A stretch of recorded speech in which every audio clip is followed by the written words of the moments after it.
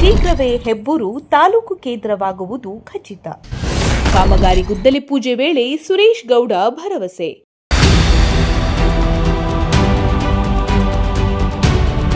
ತುಮಕೂರು ಜಿಲ್ಲೆಯ ಹೆಬ್ಬೂರು ಗ್ರಾಮ ಪಂಚಾಯಿತಿ ವ್ಯಾಪ್ತಿಯಲ್ಲಿ 3 ಕೋಟಿ ರೂಪಾಯಿ ವೆಚ್ಚದ ವಿವಿಧ ಅಭಿವೃದ್ಧಿ ಕಾಮಗಾರಿಗಳಿಗೆ ಶಾಸಕ ಸುರೇಶ್ ಗೌಡ ಗುದ್ದಲಿ ಪೂಜೆ ನೆರವೇರಿಸಿದರು. ಈ ವೇಳೆ ಮಾತನಾಡಿದ ಅವರು, ಮುಂದಿನ ದಿನಗಳಲ್ಲಿ ಹೆಬ್ಬೂರು ತಾಲೂಕು ಕೇಂದ್ರವಾಗುವುದು ನಿಶ್ಚಿತ. ಇದರಲ್ಲಿ ಯಾವುದೇ ಅನುಮಾನವಿಲ್ಲ. ಹೆಬ್ಬೂರನ್ನ ತಾಲೂಕು ಕೇಂದ್ರವನ್ನಾಗಿಸಲು ಅಗತ್ಯ ಕ್ರಮ ಕೈಗೊಳ್ಳಲಾಗುತ್ತಿದೆ ಎಂದು ಸುರೇಶ್ ಗೌಡ ವಿಶ್ವಾಸ ವ್ಯಕ್ತಪಡಿಸಿದರು. ಅಲ್ಲದೆ ತಮ್ಮ ಶಾಸಕತ್ವದ ಅವಧಿಯಲ್ಲಿ ಹೆಬ್ಬೂರಿನ ಸಮಗ್ರ ಅಭಿವೃದ್ಧಿಗೆ ಹೆಚ್ಚಿನ ಆದ್ಯತೆ ನೀಡಲಾಗಿದ್ದು, ಅವಧಿ ಮುಗಿಯುವುದರೊಳಗೆ ಇನ್ನೂ 10 ಕೋಟಿ ರೂಪಾಯಿ ಅನುದಾನ ತಂದು ಮೂಲಭೂತ ಸೌಲಭ್ಯಗಳನ್ನು ಕಲ್ಪಿಸುವುದಾಗಿ ಹೇಳಿದರು. ನಾವು ಈ ಪಂಚಾಯಿತಿಗೆ ಮಾಡಿದ್ದೇವೆ.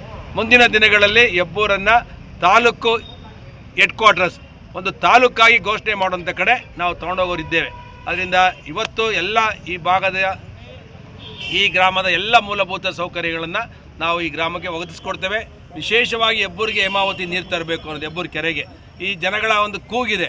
ಅದಕ್ಕೆ ಈಗಿನ ಮುಖ್ಯಮಂತ್ರಿಗಳಂತ ಡಿ.ಕೆ. ಶಿವಕುಮಾರ್ ಅವರು ಏನು ಎಕ್ಸ್ಪ್ರೆಸ್ ಕೆನಾಲನ್ನು ನಾವು ತೊಗೊಂಡೋಗ್ತಾ ಇದ್ದೀವಿ, ಅದರಿಂದನೇ ಇದಕ್ಕೂ ಒಂದು ಲಿಂಕ್ ಮಾಡಿಕೊಡ್ತೇವೆ. ಹೆಬ್ಬೂರು ನಾಗವಲಿಗೆ ಮತ್ತು ಕೆಂಬಳ್ಳಿಗೆ, ಬಳಗೆರೆಗೆ, ರಾಯಾಪುರಕ್ಕೆ 5 ಕೆರೆ ನಾವು ಈ ಪಂಚಾಯಿತಿಗೆ ಮಾಡಿದ್ದೇವೆ. ಮುಂದಿನ ದಿನಗಳಲ್ಲಿ ಹೆಬ್ಬೂರನ್ನು ತಾಲೂಕು ಹೆಡ್ ಕ್ವಾರ್ಟರ್ಸ್ ಒಂದು ತಾಲೂಕಾಗಿ ಘೋಷಣೆ ಮಾಡುವಂಥ ಕಡೆ ನಾವು ತಗೊಂಡೋಗೋರಿದ್ದೇವೆ. ಅದರಿಂದ ಇವತ್ತು ಎಲ್ಲ ಈ ಭಾಗದ ಈ ಗ್ರಾಮದ ಎಲ್ಲ ಮೂಲಭೂತ ಸೌಕರ್ಯಗಳನ್ನು ನಾವು ಈ ಗ್ರಾಮಕ್ಕೆ ಒದಗಿಸ್ಕೊಡ್ತೇವೆ. ವಿಶೇಷವಾಗಿ ಹೆಬ್ಬೂರಿಗೆ ಹೇಮಾವತಿ ನೀರು ತರಬೇಕು ಅನ್ನೋದು ಹೆಬ್ಬೂರು ಕೆರೆಗೆ ಈ ಜನಗಳ ಒಂದು ಕೂಗಿದೆ. ಅದಕ್ಕೆ ಈಗಿನ ಮುಖ್ಯಮಂತ್ರಿಗಳಂತ ಡಿ.ಕೆ. ಶಿವಕುಮಾರ್ ಅವರು ಏನು ಎಕ್ಸ್ಪ್ರೆಸ್ ಕೆನಾಲನ್ನು ನಾವು ತೊಗೊಂಡೋಗ್ತಾ ಇದ್ದೀವಿ, ಅದರಿಂದನೇ ಇದಕ್ಕೂ ಒಂದು ಲಿಂಕ್ ಮಾಡಿಕೊಡ್ತೇವೆ. ಹೆಬ್ಬೂರು ನಾಗವಲಿಗೆ ಮತ್ತು ಕೆಂಬಳ್ಳಿಗೆ, ಬಳಗೆರೆಗೆ, ರಾಯಾಪುರಕ್ಕೆ 5 ಕೆರೆ. ಹೆಬ್ಬೂರು ಸುಮಾರು 108 ದೇವಸ್ಥಾನಗಳು, 108 ಕಲ್ಯಾಣಿಗಳು ಇದ್ದಂಥ ಒಂದು ಪವಿತ್ರವಾದ ಒಂದು ಗ್ರಾಮ ಇದು. ಇದಕ್ಕೆ ಇತಿಹಾಸ ಇದೆ. ಇಲ್ಲಿ 108 ದೇವಸ್ಥಾನಗಳು, ವಿಶೇಷವಾಗಿ 108 ಕಲ್ಯಾಣಿ ಅಂತ ಹೇಳಿದ್ರೆ ನಮ್ಮ ರಾಜ್ಯದಲ್ಲಿ ಈ ಥರ ಒಂದು ಗ್ರಾಮಗಳನ್ನು ನೋಡೋದು ಬಹಳ ವಿರಳ. ಅಂಥ ಒಂದು ಪಾವಿತ್ರ್ಯತೆ ಇರುವಂಥ ಒಂದು ಶ್ರದ್ಧಾ ಕೇಂದ್ರ.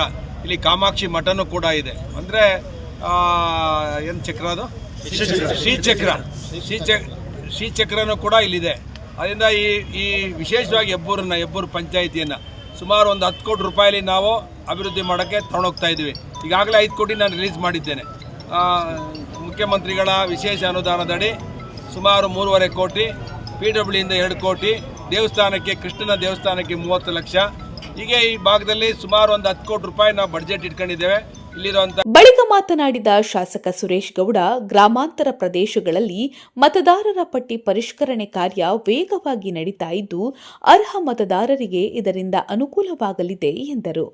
ಜಾತಿ ಅಥವಾ ಧರ್ಮದ ಆಧಾರದ ಮೇಲೆ ಯಾವುದೇ ಭೇದ ಭಾವ ಇಲ್ಲದೆ ಎಲ್ಲರಿಗೂ ಒಂದೇ ಮತದಾನದ ಹಕ್ಕು ಇರಬೇಕು ಎಂದು ಹೇಳಿದರು. ಏನು ಎಲೆಕ್ಷನ್ ಕಮಿಷನ್ ಒಂದು SIR ಪ್ರಕ್ರಿಯೆ ಇದೆ. ಅದರಲ್ಲಿ ನಕಲಿ ಮತದಾರಗಳು, ಸತ್ತೋಗಿರೋರು, ಕೆಟ್ಟೋಗಿರೋವು, ಕೆಲಸಕ್ಕೆ ಬರೆದವೆಲ್ಲ ಇವೆ. ಅವನ್ನೆಲ್ಲ ಕ್ಲೀನ್ ಮಾಡಬೇಕು ಅನ್ನೋದೇ ಎಲೆಕ್ಷನ್ ಕಮಿಷನ್ ಉದ್ದೇಶ, BJPಯ ಉದ್ದೇಶ. ಅದರಿಂದ ನಾವು ಇದರಲ್ಲಿ ಸಕ್ರಿಯವಾಗಿ ಪಾಲ್ಗೊಳ್ತೇವೆ. ನಮಗೆಲ್ಲ ಮಾಹಿತಿಗಳಿದೆ. ಎಲ್ಲ ಮಾಹಿತಿಗಳು ಈಗಾಗಲೇ 4 ಕಂಪ್ಲೇಂಟ್ ಲಾಡ್ಜ್ ಮಾಡಿದ್ದೇನೆ. ಒಂದು ತಾಲೂಕಲ್ಲಿ SIR ಪ್ರಕ್ರಿಯೆ ಯಾವ ರೀತಿ ನಡೀತಾ ಇದೆ ಸರ್? SIR ಪ್ರಕ್ರಿಯೆ ತುಂಬ ಚೆನ್ನಾಗಿ ನಡೀತಿದೆ. ಕೆಲವು ಗೊಂದಲಗಳಿದ್ದವು. ಎಲೆಕ್ಷನ್ ಕಮಿಷನ್ ಕಂಪ್ಲೇಂಟ್ ಕೊಟ್ಟ ಮೇಲೆ ಎಲ್ಲವೂ ಕೂಡ ವ್ಯವಸ್ಥಿತವಾಗಿ ನಡೀತಿದೆ. ಯಾರೇ BLOಗಳು ಕರೆಕ್ಟಾಗಿ ಮಾಡಿಲ್ಲ ಅಂತ ಹೇಳಿದ್ರೆ, ವಾಸ ದೃಢೀಕರಣ ಪತ್ರಗಳು ಇಲ್ಲದಲೇ ಇರೋರಿಗೆ, ಇಲ್ಲಿ ವಾಸ ಇಲ್ಲದಲೇ ಇರೋರಿಗೆ ಬೇಕಾಬಿಟ್ಟಿ ಮಾಡಿದ್ರೆ ನನಗೆಲ್ಲವೂ ರಿಪೋರ್ಟ್ ಇದೆ, ಗ್ರೌಂಡ್ ರಿಪೋರ್ಟ್. ನಾವು ಈಗಾಗಲೇ PDOಗಳಿಗೆ ಹೇಳಿದ್ದೇವೆ, ಯಾರಿಗೂ ವಾಸ ದೃಢೀಕರಣ ಪತ್ರ ಕೊಡಬಾರ್ದು. PDOಗಳಾಗಲಿ, ವಿಲೇಜ್ ಅಕೌಂಟೆಂಟ್ಗಳಾಗಲಿ ಬಂದು ಈಗ ಟೆಂಪ್ರರಿಯಾಗಿ ವಾಸ ದೃಢೀಕರಣ ಪತ್ರ ಕೇಳಿ SIR ಸೇರಿಸುವಂಥ ಕೆಲಸ ಮಾಡ್ತಿದ್ದಾರೆ ಕೆಲವು PDOಗಳು, ಕೆಲವು ವಿಲೇಜ್ ಅಕೌಂಟೆಂಟ್ಗಳು, RIಗಳು. ಹೆಬ್ಬೂರಿನಲ್ಲೂ ಒಂದಷ್ಟು ಆಗಿದೆ ಅಂತ ಗಮನಕ್ಕೆ ಬಂತು.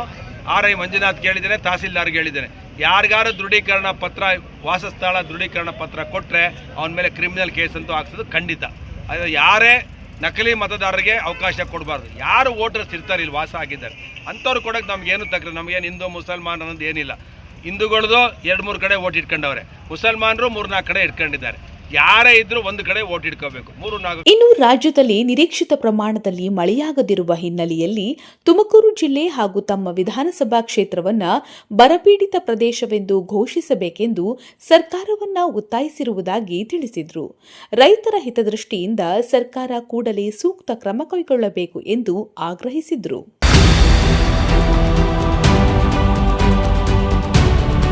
ಕಾರ್ಯಕ್ರಮದಲ್ಲಿ ಬಿಜೆಪಿ ಮುಖಂಡರಾದ ಹೆಬ್ಬೂರು ಬಾಬಣ್ಣ, ಮಾಸ್ತಿಗೌಡ, ಪ್ರದೀಪ್, ರಾಮೇನಹಳ್ಳಿ ಶಿವಕುಮಾರ್, ಡಿಕೆಎಸ್ ಸೇರಿದಂತೆ ಹಲವು ಮುಖಂಡರು, ಕಾರ್ಯಕರ್ತರು ಹಾಗೂ ಗ್ರಾಮಸ್ಥರು ಭಾಗವಹಿಸಿದ್ದರು. ಶ್ರೀನಿವಾಸ್ ಸೋಪನಹಳ್ಳಿ, ಪ್ರಜಾಶಕ್ತಿ ಟಿವಿ, ತುಮಕೂರು.